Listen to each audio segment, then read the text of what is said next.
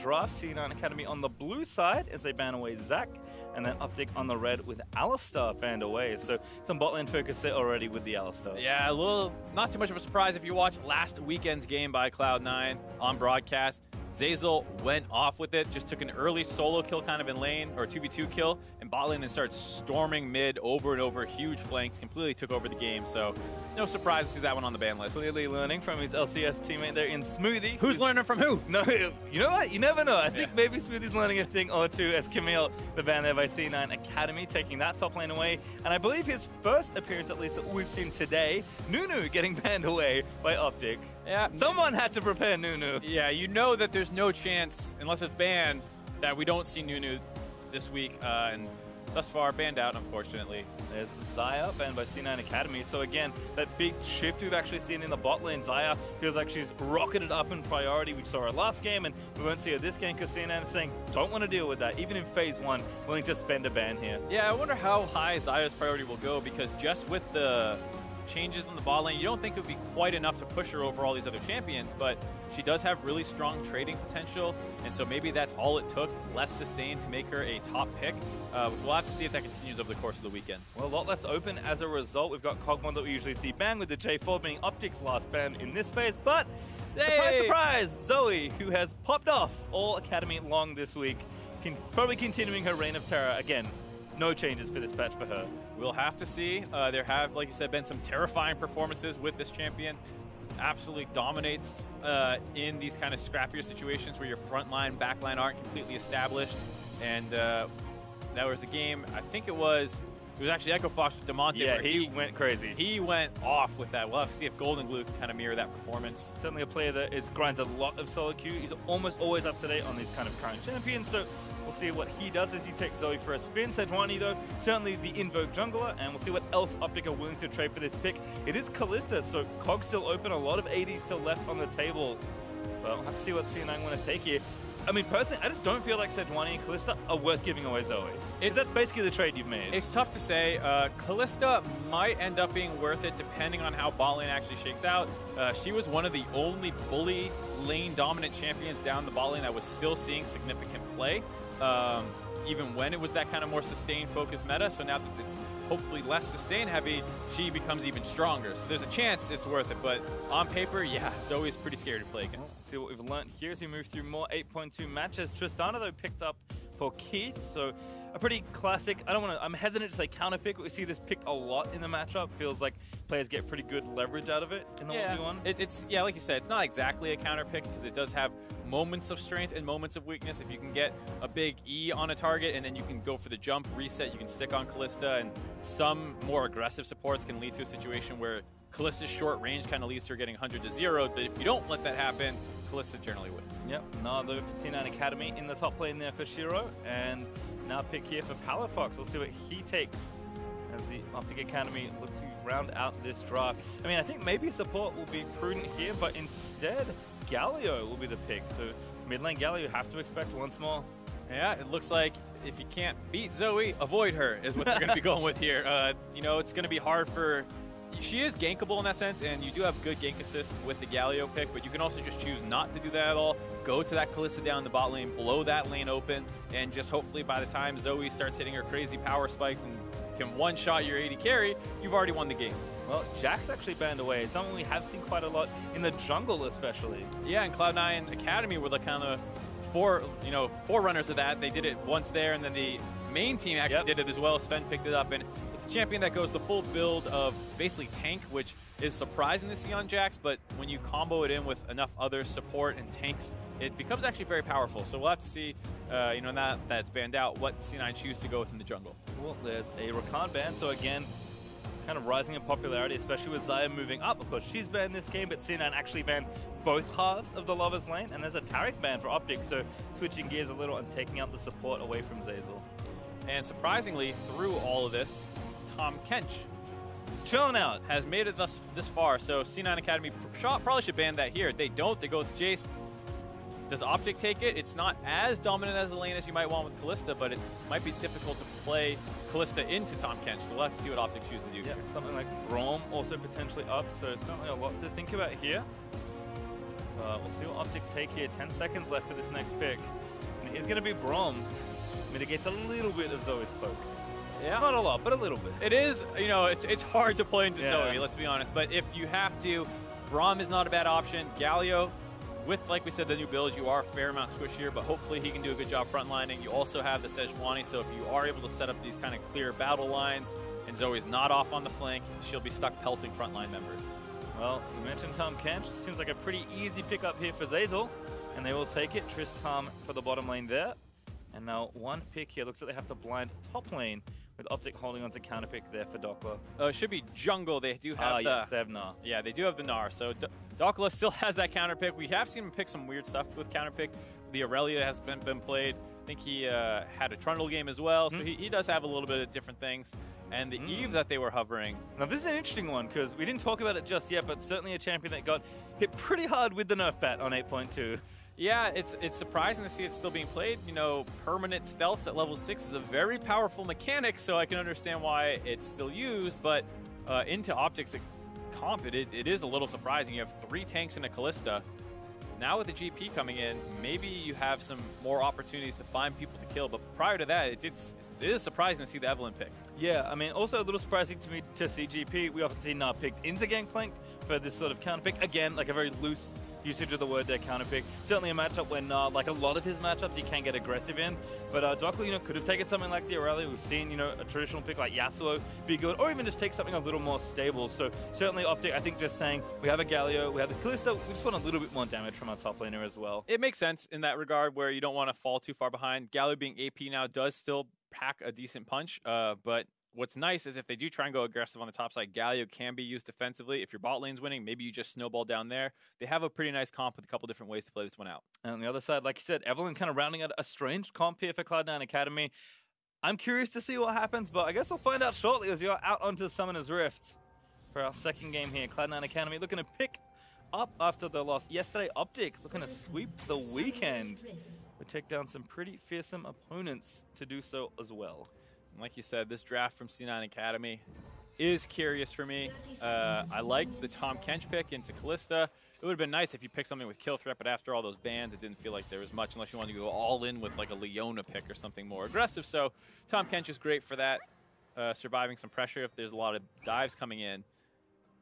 But after that, beyond just surviving bot lane and having a pushing top side, your team fight is not great. You do have good range, but you only have Gnar really for engage. Evelynn very squishy, can potentially pick people off very quickly at the start of a fight, but then doesn't do much else after that. So. Yeah, and I think a lot of attention here on Wiggly. I mean, we talk about Evelynn as a pick that really just feels a bit strange given the changes on 8.2, but Cloud9 invested a lot in getting this pick. They picked it very late into the draft, clearly had a lot of time to think about it, so Wiggly is probably going to have a pretty good performance here, but this is a comp C9 can snowball pretty aggressively, and this is a team that's very well practiced at when they get a lead, throwing it and then closing out the game quickly.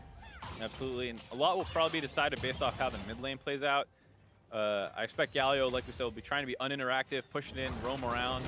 If Zoe can actually chunk him out, if that's possible to a Galio, if Zoe can chunk him out, maybe it limits the roams, because otherwise you're scared about the winning bot lane potentially getting dove consistently. Perhaps we'll learn something today. Can Zoe even topple the likes of Galio? We'll find out in a number of minutes. Looks like both junglers moving towards the same side of the map as we check in here with the bot lane. Keith and Zeyzal off to the push here early on. Not too surprising in a Tristana lane, but looks like level 2s will be up shortly as back in mid, Golden Glue and Palafox both level 2. Palafox again looking to have another repeat performance. Had a great Azir game yesterday.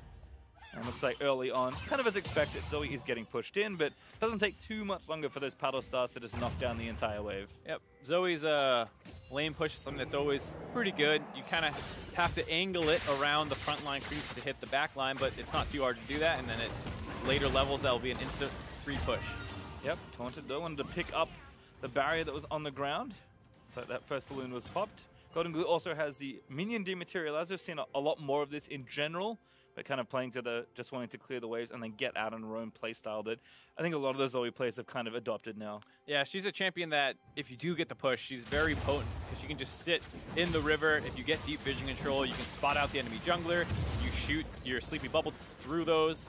wall, she doesn't really need to commit, and if she lands the sleep, then you get to chunk out the enemy jungler, or maybe even find a kill depending on how aggressively you're playing. So if you do lose control of mid-river, Zoe can make the entire jungler's night pretty miserable. Well, see how things go as Keith and Zazel now on the receiving end of a push. Kadir also down here to do some counter jungling, but it looks like he's not going to go any further. Like you said, Kalista was one of the more aggressive marksmen on 8.1, and now shifting to a lot more aggression, you have to think, on 8.2. Seems like Andy getting a lot of play out of it so far. And last but not least here on the top side, Shura and Dokla are farming. Seen a lot of this matchup, actually. Yep. What you should expect if you haven't seen it before, GP gets pushed in, gets harassed in their turret, falls 20 CS behind, takes Kleptomancy, uses his parlay, farms up, so even though he's down 20 CS, gold is even. Hopefully you don't die, and then come 20 minutes, you just do a ton of damage. So it's a very volatile matchup where if the Gnar gets too far ahead, he just starts dominating the GP and will have split push threat the whole game. If he doesn't accumulate enough of a lead, GP outscales pretty heavily. Yep, and again, eyes on both the junglers here, particularly Wiggly. Level 4 now on the Evelynn, but Eve kind of needs to ramp up and really hit that level 6, be able to get real invisibility rather than just the camouflage. You see, jungler's not super strong pre-6. Sejuani can turn a fair amount of ganks, but not really great lanes to go for other than potentially mid lane. And we also have 8 stopwatches, yet again. My new favorite game, counting the stopwatches there, as Palafox did get slept by Golden Glue, but didn't take super maximum damage on the paddle start. Golden Glue, though, kind of doing his job, pushing the wave in, has denied a couple of CS away from Palafox, so a bit of a lead there. And again, with the Dematerializer especially, it makes clearing the waves really easy. And then, of course, makes your job better as the game goes on, as you do more damage. Bubble, not going to connect there. But again, Golden Glue just happy to dance around, and it's like both mid laners kind of waiting for 6. Yep, both have gotten a recall off. Golden Glue, that's not a real heal, everybody. Calm down. That's the harassment heal. Picked that one up off the ground, fell out of a balloon. That makes sense. Yeah, makes sense to me. They'll use it there to harass Palafox. So with those Dematerializers running out, only has 1 more left. I'll be interested to see how the lane goes after that, because we would have expected Galio to have the pushing advantage. And so he's been under turret a little bit early on, but hopefully he starts getting control of this lane a little bit better. Level 6 with Palafox, so let's see if he can find time to leave the lane, maybe influence, say, the bottom lane here, especially with junglers ramping up towards their ultimates in a few minutes' time. A lot of opportunity for OpTic Academy to find a play, really force some sort of fight here, but for right now, it does feel like the bot lane, certainly early on, in favor of OpTic, if only slightly, and the same is true there for C9A Academy, although Dokla is somehow 10 CS ahead of this Gnar. I guess the TP is going to help out there. Came back with a cull and is just farming up a storm. And a good trade on to Andy there. Going to get chunked out a little bit. And like you said, top lane up 10 CS is pretty scary. As you see, Shiro continuing to play aggressive, dodges out on some damage. Yeah, Wiggly's coming. Dokla gets out of the first bit, but the Mega Gnar is ready. Dive here on the bot side, though. Keith could be in trouble. There's the ultimate down from Palafox, just trying to get out of the way. Zazel spits Keith out, but there's the taunt going to land in. First blood goes through. Stun land for the second. Is they going to die for the next one as well? Good stopwatch there from Winter. Resets the aggro, but Dokla in trouble here in the top side. Zazel looks like he'll live, but first blood over to Palafox. First blood over to the mid laner. He's going to be able to reset here. Zoe was making her way down river, so they call that dive off. Can't get the turret either.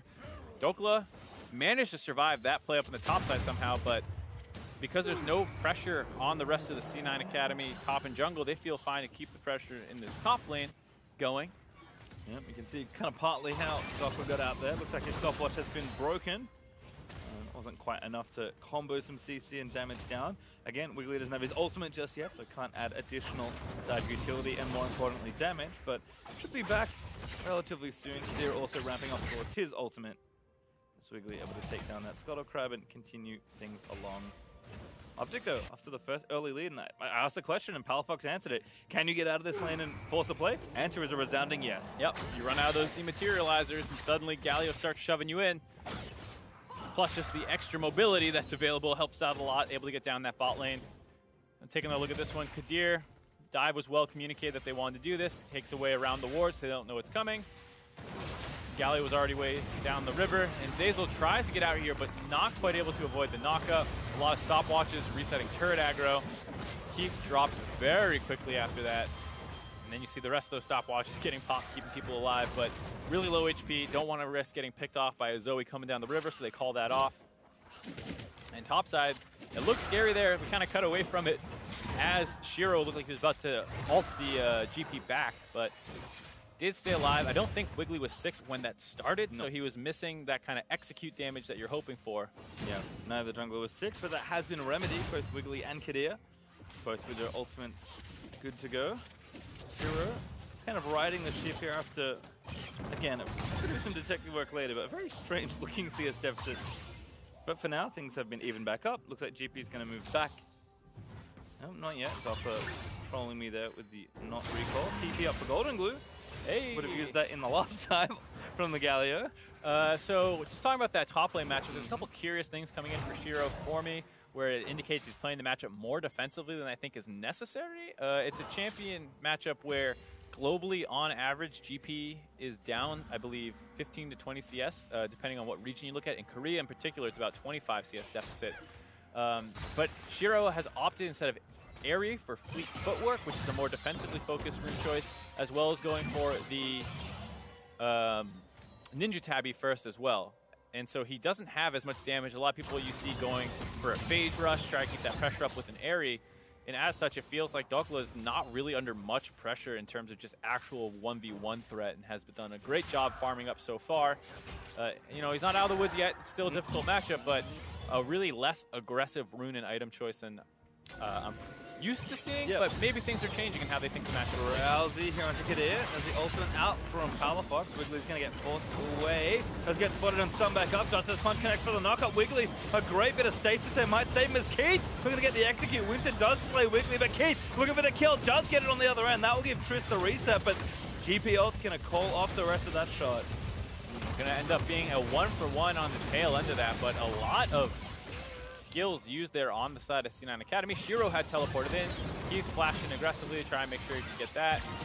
Ooh, Golden Glue commits a fake flash. Yeah, it's always the damage extension. Yeah, confusing when you see that. Picked up a flash off the ground from all that skirmishing going on. Holds on to his main one.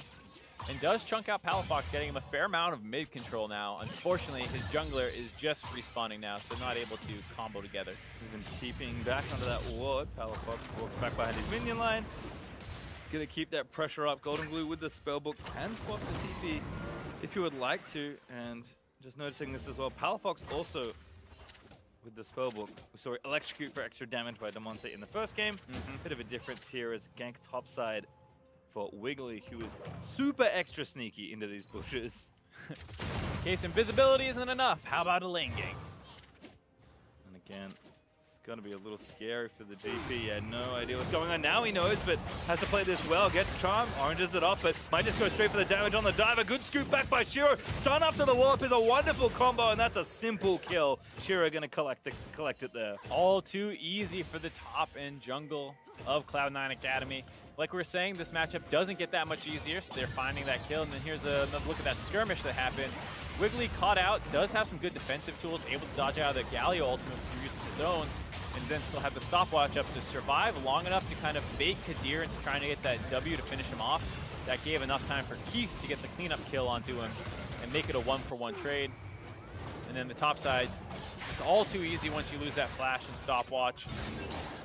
No way for him to really live through that, and with the permanent invisibility, no way to know that's even coming for him. Yeah, really filthy gank there from Wiggly, but great success there for Shiro, who now has the 10 CS lead in hand for himself. Also great little combo of the Nar CC in Mega Nar form, so well-timed all around for Cloud9 Academy. Still though, about 1,000 gold down, and with all that, the gold is even in the top side. Doppler actually still with a slight lead, so that Klepto and that rushing Trinity Force coming in handy.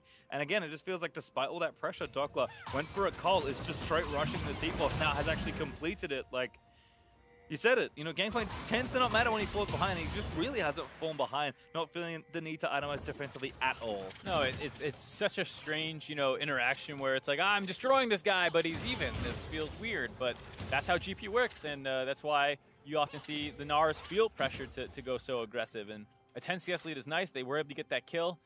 You want to see a little bit more of a lead, but he's on target so far. Well, we'll see how that matchup continues as we check back in with the mid and bot lane. Abyssal Mask for Palafox is the very necessary but intelligent first item by it. And Golden Glue still working on that Morello, needs to amp up that poke damage. Otherwise, Keith Zazel would say Infinity Edge first, perhaps for Keith, or they could opt for that Zeal item, has those big AD components first. And Andy, pretty close to that Blade of the Rune King here on Kalista. So all pretty standard stuff, but again, not a huge gold lead either way. OpTic still ahead, but game needs to develop quite a bit more before we can really see a lead develop. Absolutely. And it feels like you're on the side of Cloud9 Academy. You have to be pretty happy with how this has gone. Your bot lane, like we said it would be, was under some pressure early on, but they did trade 1-for-1 and got a bunch of summoners out, so they've been able to sustain just fine, basically even in the game at this point. And the Kalista hasn't really netted any huge advantages for the side of OpTic. Shiro again, still kiting around Dokla. No Black Cleaver just yet, but doing pretty well with particularly that phase. About to go Mega, might look for a solo kill, but tricky versus the Gangplank with his flash up, so Shiro gonna play a little slower.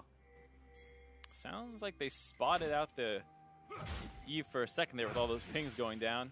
Instead just getting some vision control in the river and maybe trying to find Zoe. Oh, yeah, Zoe's hard. Play the where do you think she is? Yep, that's Kadir forced away. Charm doesn't quite cook enough for Wiggly to get Sejuani locked out. And even a rotation here from Zazel and Keith as Cloud9 Academy trying to collapse around this Drake. Maybe looking to pick that up. It's also good just to get vision control in the bot side river to make sure none of those four-man roam plays are coming down the bot side. You can spot them coming. Galio's ult range is not the entire map, despite how it feels sometimes. And so if you can get good defensive warding out, you can have that pressure sensed. And then, you know, it limits how aggressive OpTic can play because they know exactly where everyone is. TP for OpTic? Is this a... Okay, looks like they're making a play. Oh, it's Braum. Of course it is. Yeah. How could you not expect Braum to have teleport and go for a blue ward? It's been so common. Yeah. I thought it was like, who's TPing into this blue buff? That is some greedy play. Instead, it's just Winter actually getting some vision. So excellent teleport out of the Braum. Unsealed Spellbook, of course, adding to the shenanigans. Yep, the game has become very different than what you were seeing last year, despite what Reddit claims about how uninteractive some of the runes have been. They have very much changed how the game is played. Again, kind of a late check-in, but always fun to point out runes. I love Glacial Augment Tom Kench. Seen a lot of Spellbook as well, but those are going for a bit more power, personal power, I suppose. And with his ultimate, he does have that map mobility kind of already in his kit. But here we see Dokla trying to survive. Now that he's getting more points into his E, his Q is probably max, has that Triforce, starts clearing the waves much easier. It's much harder to dive him at that point because it's hard to get a minion wave in there. Yep. And if he's not chunked out already, that's basically a suicide mission. Yep, and you saw Wiggly again try the same play, but Dokla much better equipped this time around. And as a result, OpTic will start this Drake that is in vision-ish for Cloud9 Academy. They will know that started. Palafox mostly even in the mid lane. Felt like both of them have times. As now the wraparound coming in for Dokla. Yep, the dive begins. Great little stun. Orange flash out, but the charm lands in. A flashing from Wiggly to seal that, and Shiro grabs kill number 2. Oh boy, difficult life for Dokla, not getting much help. Galio not in range to come up and cover those dives, and even if he was, it feels like they happened so fast that you would have just shown up on top of a dead GP. So the Galio pick not really providing much coverage for the Gangplank. Yeah, and now the gold split between those two as they collect the first turret bonus. Sure, it was traded for an Ocean Drake, so OpTic do get an objective out of the deal, but at 2-0, especially with the Black Cleaver now done, moving in toward those next few items, depending on the route Shiro wants to go, you have to think there's more pressure he's able to apply here. Right, and he's, you know, like we said, on pace for what should be a very good Gnar game, despite what is a more defensive-focused setup early on. Like I said, sometimes matchups just change. You know, there's a long time where people thought Gnar beat Rumble, and everyone was adamant about that. And then the Rumbles, after a couple patches, some changes, and just general playstyle differences, started destroying Gnars in the first 6 levels before he hit his Hex Drinker, and it suddenly wasn't such a great matchup. Those kinds of things can't happen, and maybe what people have learned is GP can actually trade with Gnar first 6 levels. Yep, certainly fine for now. Dokka's been able to get that farm again. The CS difference will hurt a little, but should be just fine as Golden Glue killing those minions. He's building in towards item number 2, but Palafox done a nice job farming equal there and felt very safe with the Abyssal Mask. Didn't even go for something like a Merc Treads, has Ninja Tabi instead. So some good early defenses here for the Galio. If he can make, again, another play with the ultimate we saw in bot lane, it'd be very successful there. Certainly obvious windows for OpTic to try and start something, but these two teams are both playing actually very slowly in these first 20 minutes. Right, given the comp of OpTic, you would have thought that they would have forced more plays by this point. I think it's fair to say that a lot of that is C9 playing this very well, getting that great vision control down the bot side, keeping pressure up in the top lane, good pushing in the mid lane. And it's done a good job stymieing the early aggression out of OpTic. And you're starting to get worried here because despite the GP having great scaling, the rest of the team comp doesn't scale that hard. Kalista falls off. The Galio, while his damage stays pretty high, if you can land those Qs, that's mostly what it turns into, is a bit of a Q bot later on in the game. So a bit of a concern if they don't keep scaling up. You can see good pressure here from Keith actually as well. Turret's getting chipped down and actually will take a pretty significant chunk out of this outer turret here in bot. Zeyzal perhaps caught, but has his flash. He's going to get stunned up. Winter's going to try and combo that in, but Keith here with cover fire might be enough. Oh, crude knock backwards. Not enough to interrupt the glacial fissure. And a knock up there onto Zeyzal. Andy able to seal that kill. Winter playing a little bit of ping pong there. Got knocked back and pulled back in by Andy as they're able to punish Zeyzal getting a little bit too aggressive, but C9 trying to answer with some mid pressure themselves. Yeah. Wiggly did get the Rift Herald earlier on, so that should be enough to take down the turret. Shelly finishes it off. Wiggly collects gold from his minion. I don't believe anyone was in range, though, for the first turret local gold. So that's actually a pretty big chunk of gold that they've missed out on. They still are in the lead, though, as the teleport's coming in behind. They want to punish the pushing bot lane, but this could go bad. Kadir's already down here. Yeah, Shiro in a 1v3, and now another TP coming in. Walking the wrong way for this play. Shiro with a flash. Able to flash out, going to meet up with Zoe, so he's actually going to be fine after that, but it does feel unfortunate to lose all those summoners.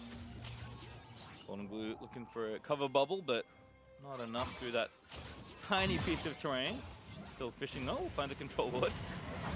He's at least going to invest some vision there. In fact, Wiggly kind of collapsing onto Kadir. Bubble's going to look, but doesn't find. And actually a blue buff for solid here for Cloud9 Academy. Really keeping aggressive on the play extension, as that's going to force the GPO to commit. Wiggly ults out.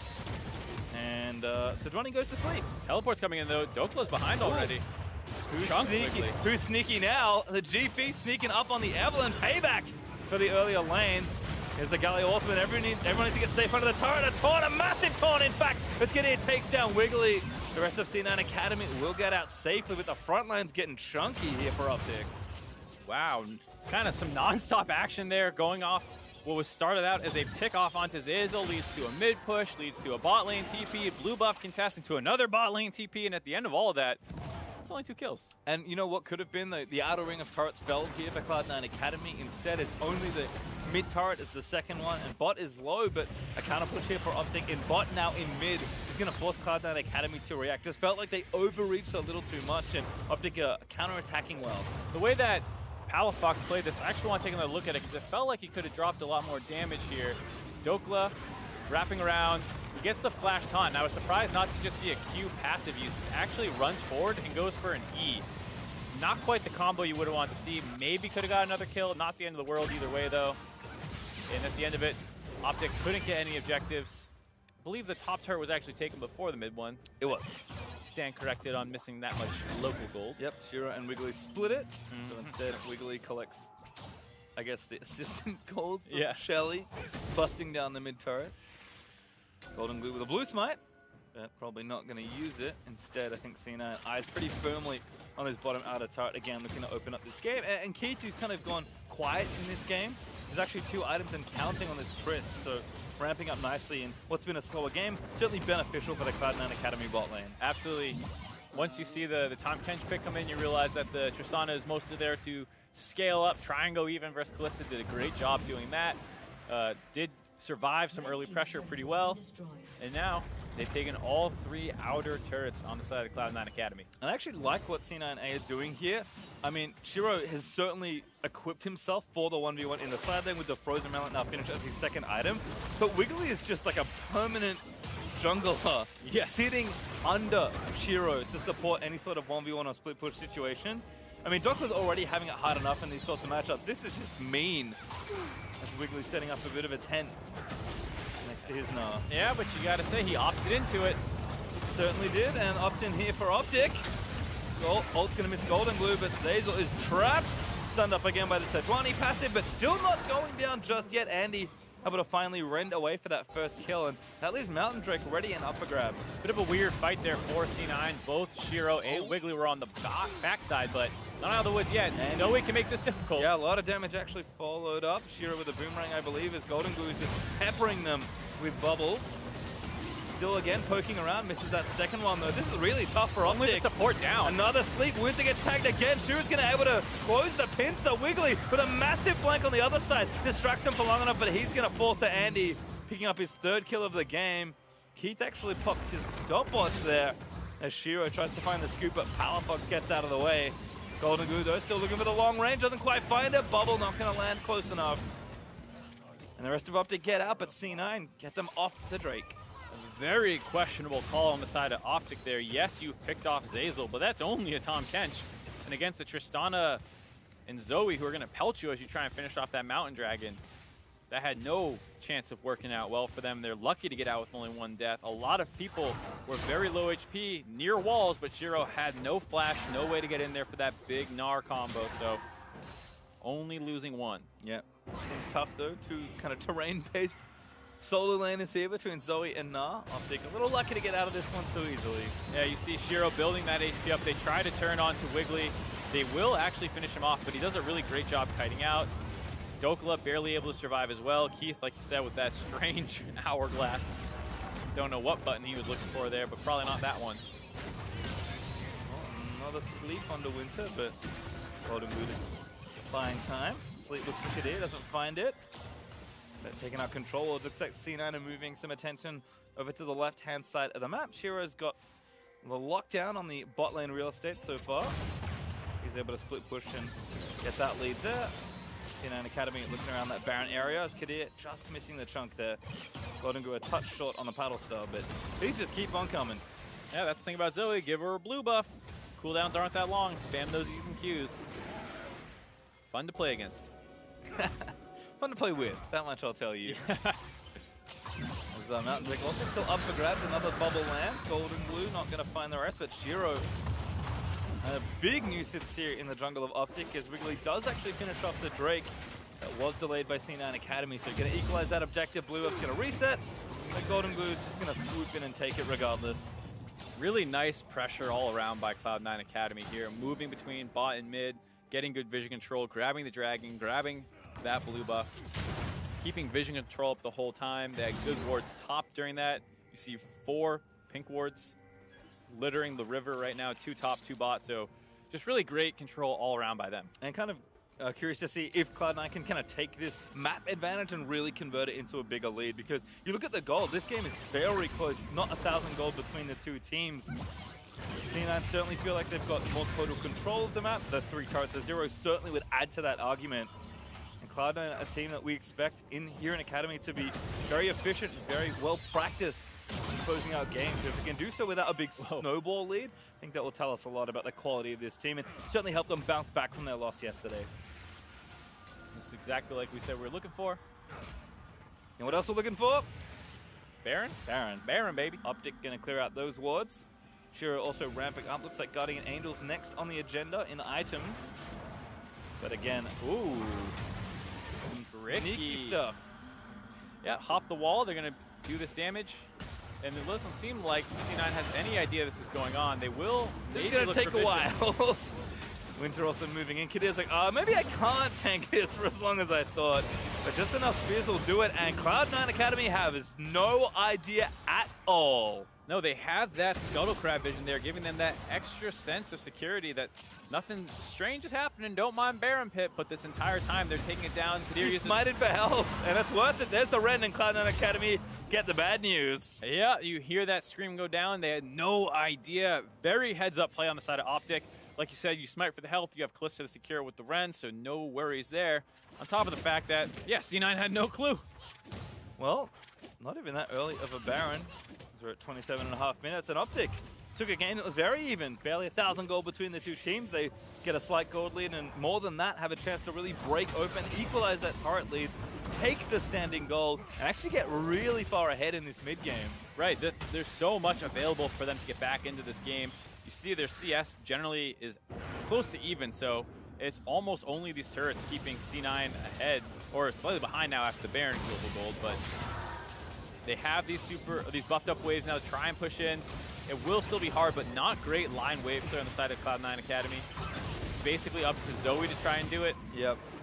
She needs angles. Keith needs to auto-attack the wave, but obviously has to wait till he's in range, so it'd be tricky, but C9 sticking together. We'll see if OpTic split across the map. You have to think maybe Doppler might move, but at least as far as this mid-siege is concerned, OpTic really sticking as a 5 here. Yeah, a little surprising to see that. I understand not wanting to get too split up and get picked off by the Evelynn, who can find weird angles and flank, but at the same time, you're not getting much else. Nice little AoE paddle start there from Golden Glue. Braum looking to block. Kalistro forced out. The charm also in onto Annie as Wiggly looks to find it. Does land the life. Gets in and a massive shutdown as he pops the ulti. Manages to get the kill. Shiro transformed, is tanking what he can. Has a stone plate, not a GA, to be able to tank through that. And all of a sudden, 4v5. Really surprised to see OpTic trying to go for that 5-man push in the mid lane. Palafox not even getting an ult despite kind of breaking up to the top side. So now C9 Academy, despite losing that Baron, is going to be the one taking turret. Yeah, almost a blessing in disguise. You have to think Wiggly with a really nice angle to force that play. And I think a max range Q charming poor Andy, and then everybody piles in. Yeah. Cloud9 Academy give up the Baron to lure OpTic away from their turret. So, of course, they can find the flanks. Making the best of a bad. While it is scary about the potential Evelynn engages, I would rather have seen them try and split up a little bit more, because if you don't, here's the thing, you're a bit of a shooting gallery for Zoe. She starts getting you low, and then they're able to go in and find this kind of pick-off. Really well played by Wiggly there, making sure to angle his ultimate just right to not only get out of there, because he was starting to get chunked out a little bit, but find the retreating Andy. Like you said, that big shutdown onto what was previously the 3-0-1 Kalista. Yeah, it was looking good, but not available, although everyone's back on the field now for OpTic as they'll knock down the mid outer turret. Certainly not on the timing they might have liked, but Palafox splitting things up. This is more of the pressure I expected OpTic to have with the Baron, so from 4 turrets to 0, now 2 turrets to 4. Playing catch up pretty nicely here, despite the mishap in mid lane. Yep. Now meeting up to this top side wave, pretty big overall. Shiro split down from the bot side, does have teleport, but no wards really to try and get a flank off. So it's going to be on the rest of Cloud9 to clear this wave out and keep it from going down. I like this from Palafox. He's checking in. In fact, the dive is started by OpTic. Might just try and zone them off the turret. Looks like Golden Glue's back in again, looking for the poke. Keith jumps forward aggressive. Wiggly also maybe getting flanked, but OpTic is split up here. Doppler and Palafox both vulnerable here. They'll run out towards the safety of their teammate. Shiro, though, does not pull the trigger on the TP. C9 say, we're safe, keep going. Yep, 4-man hold by Cloud9. Allows Shiro to focus down this turret. He's going to be able to grab this one as well. Bit of a misdive there on OpTic. Kadir went in and threw his Q right away. Could have held it a little bit to wait to see what targets were going to emerge. So a little over-eager on the dive. You can hold things. I know it's scary to go under a turret, but you can wait to see what happens. Golden Glue, for example, was very far forward, kind of playing it a little risky. He does have cleanse, so if the ult does hit him, he can always get out. But, you know, you want to force those summoners when you can. And a really nice pickup there as well. I mean, C9 Academy just clear out OpTic's right side of the map, taking the tier 2 turret, they steal the blue, and they take the third Drake, which was that Infernal. So OpTic losing a big objective there. After, again, just kind of a mishap. Top lane didn't go too well. Shiro already had pressure on the right-hand side, and they collect the maximum of that. Kind of feels like what Cloud9 does. They did a great job earlier in the game, grabbing blue buffs and dragons off skirmishes, and now here, grabbing a dragon after winning a play on the flip side of the map. So overall, just great macro play out of them. And these are some pretty significant dragons that they're getting. Infernals and Mountains are no jokes. Yep, especially with Shiro on that split push duty, and both Trist and Zoe looking to either take down or poke away from their enemies. OpTic, though, committing to this turret. Do not grab it. Bubble lands in. It's on a pretty tanky member, but again, a bit of AoE, not too bad. Defensive Brawl multi there is Kadir. Aftershock ready to go. Shiro does make his way up here. Was already around, transforms into Mega, but no further kills coming. Just looking at how these two team comps are interacting, you might see a pretty difficult game here for the side of Cloud9. I think they are, based off how they're playing, very clearly the better macro team, but they don't have a great comp for punishing OpTic.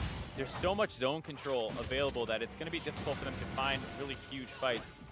Shiro kind of try and make a hero play. A flash from Kadir goes awry, doesn't quite connect with the W for that extra stun, and Shiro is like, well, if I'm on their side pushing, I might as well keep going. Cloud9 Academy straight through mid lane, though, for a bit of extra counter pressure. Again, a really great macro play. Yeah, absolutely. You saw how desperate Kadir was to land any kind of CC he could onto Shiro. Couldn't do it, and with that time that he bought, Keith has ran up the mid lane and is decimating this turret. A lot of free time. Keith, 3 items, the last whisper, and a QSS. He is team fight ready as well. As this inhibitor now exposed, Shiro looking at tank as Golden Glue fishing again for the bubbles. Ult out there from the Galio makes the entrance, but doesn't quite grab a knockoff. A Shaman and Power Fox is the GP ulti. Also been defensively Andy. Force the QSS out from under the sleep. As Golden Glue again, still layering in, poking Keith. Very safe. Shiro back into mini diving through, but Wiggly does go down to Doc with Golden Glue though. Still making them drowsy, forces the flash out of the Braum as Palafox in the middle of the team is looking to go down the ulti. Wide there from Kadir as Palafox finally falls to Shiro. And Keith, he's in the front lines dishing out the deeps. Golden Glue grabs the kill, but it's Hero Keith that wins the back end of that fight. Big play by Keith, but a risky one. Kadir had the airball ultimate so that Keith was able to go that aggressive. Might have had QSS prior to that, but was very far forward in this fight. It's very difficult for C9 to actually walk forward in a lot of these fights. Kadir is the one kicking this one off. The GP ultimate coming in a little bit early. No one actually really under that. He was anticipating the Galio ult to hold them all in there. Not quite able to do so. Wiggly goes in on the side, but doesn't get back over the wall with his ultimate. Small misplay, can't get out of the base anymore. He goes down. And then here, Keith is stuck in the base, and it's a very dangerous situation. But Kadir, like I said, that airball ultimate makes it so Keith feels safe to walk forward and keep autoing these guys down. He did have the QSS still, but he was able to hold it for as long as he could because that ultimate missed. Yep, frontline Trist. Not something we see every day, but effective enough for Cloud9 Academy as they take down the mid inhib. Shiro also back to defend that bottom outer turret, so OpTic still with only 2 turrets to their name. It's been a rough game for them. Not quite able to execute on a lot of their advantages. The bot lane play, you know, they only looked for 1 dive, never really found another opportunity. They get a Baron buff off a very intelligent sneak and instantly lose a member and then have to go and try and defend their turrets. It feels like, you know, they always are making 1 good play but not quite able to capitalize on it all the way. And for C9, able to play very defensively in a lot of these situations, wear them down, poke them away, and then exploit mistakes that they do see. And in general, like you've kind of highlighted, these team fights aren't really going spectacularly for Cloud9, but they're playing them out well enough that when they don't go badly, they're still taking things away from OpTic. Right, absolutely. So much has been about how much Cloud9 has gotten off their small advantages. Despite that, the goal lead's even. Golden Glue does get eaten up by Zazel. GP ult's nice in the choke though, but everybody gonna dive back in. Living for as long as possible. Defensive Galio as Keith. He's just trying to let it rip. Shiro, oh no, misses the Nah. And now exhausted, but Zazel again with the save. Golden Glue gonna try and poke somebody down, but Keith needs to stay safe as well. Wiggly also fighting the flank, and again, OpTic start the fight and don't find anything. They're the ones with all the tools to start these fights and lock people down. It was a good opportunity because Shiro was not Meganar until the very end of that fight. And with that advantage, now they're trying to force this Baron down. They're also pincered again. Kadir is getting chunked by Keith. I mean, that jungle is just going to die at this rate if they're not careful. Golden Glue looks for a Wiggly with another big flank. Assassinates Kadir with the ulti. Completes another great flank, and now Palafox caught in the front side is going to go down to Shiro. Wiggly, again, looking to cut some people off. Finds a carry in onto Dockler, but needs to be careful. Time Kensho, Wiggly with the flank with Zazel. Shiro pops out in Mega Form. Andy, he's the target. Look for the wall-up. Don't quite find it, but Zazel finds the Devour. Andy pops out with the QSS as Dockler goes down to Keith. And now Andy trapped with nowhere good to go. The ace finally completed by Cloud9. And once again, OpTic with a minor advantage try and force an objective way too hard. They had won an HP battle and tried to turn it into a Baron buff. Once again, they pinned themselves in an awkward position. Like you said, pincered from multiple angles, getting poked out to the point where finally Wiggly was able to find a pickoff that enabled them to win that entire fight and the game. Yep, Nexus goes down. Cloud9 Academy finally grab the ace, and that's all they'll need to seal the deal and take down the Nexus. OpTic had a good win last time, but C9 will stop that in its tracks. And I got to hand all the credit to their macro play, their shot calling, their team synergy, because I do feel like this was a draft that was very difficult to execute on, but they pulled it off. They were able to split people away with the Gnar. That gave them a lot of advantages in the macro game, and the entire thing was very back and forth, but just smaller advantages eked out by the side of Cloud9. Yeah, I think Wiggly's scoreline, not particularly pretty in that game, but I think effective enough. I mean, so often setting up these long-range flanks that seem almost suicidal, but everything worked out really well for C9, and OpTic were just like, what happened? Yeah. Why are we in such a terrible situation? Especially even the early game, a lot of what he did was getting Shiro ahead and was able to get that kind of strong Gnar for the, later game fights that they were going to need him for. Certainly good looking there. And again, Golden Glue Zoe looking not too bad. Keith, maybe the surprising performance there on the Tristana. Yep. And again, Cloud9 just kind of stitched things together and said, well, I'll play them. And this time they were at least somewhat right. Yeah, it was very, very sketchy game, but they did just enough to avoid all the problems. Like when they lost the Baron, they were still able to find that mistake and punish OpTic for grouping up a little bit too far forward. Like I said, those flanks by Wiggly, not always the best scoreline, but a huge game. And certainly a close one, but Cloud9 busted open at the end. We'll have a look at the final ace in just a moment. It's funny to me that this is what ended the game. Again, only one ace, but that's all they needed. I think this is actually the team fight prior to it, just before it. And this is a difficult situation for C9. They don't really have a great way to get on, but Wiggly misses that. A lot of people go to finish him off, which actually enables Keith to try and flash forward. Good play by Braum to keep Andy alive. Keith is a little bit stranded here without much backup, but the skill shots missed. Nice footwork out of Keith to dodge the Braum Q as well. Allows him to keep kiting out. He's able to have his QSS once the Sejuani passive stacks onto him. And great play out of Keith, kind of win that fight for his team. And again, that's not really like a gold differential win. You're not winning because you're so much stronger in items, but Cloud9 just forced them into an awkward spot, kept pressuring them against the map. OpTic feel like we have to go, we're going to lose our base if we don't. And when they went, Cloud9 punished accordingly. It did feel potentially like a game where OpTic wasn't exactly sure where they stood. It was a strange game, so it's hard to know exactly where that gold lead is. And they were under pressure, so they might have thought they were further behind than they were, which is why they start going for these risky plays like this final fight that resulted in the ace. And here's the ace. Yeah. Wiggly gets chunked out, trying to do that Baron, and Wiggly wraps around, finishes him off. Good play, and then it's just an easy chase down on the rest of them. You see that Tahm Kench ultimate being able to deliver that Gnar. And again, well, it's a credit to Shira and Keith for playing this very well. Zeyzal again also utilizing the full power of Tahm Kench's ultimate to clean up the back end of that fight. And despite Dockler getting the snipe in onto Golden Glue, Andy had no chance as the game was done at this point. Yeah, he sees all his teammates die, left alone there. Tried his best to live. QSS out Tahm Kench's belly, but still goes down. Yeah, not a whole lot left to play for, unfortunately. And then Cloud9 again improved to 1-1 for the weekend. Still looking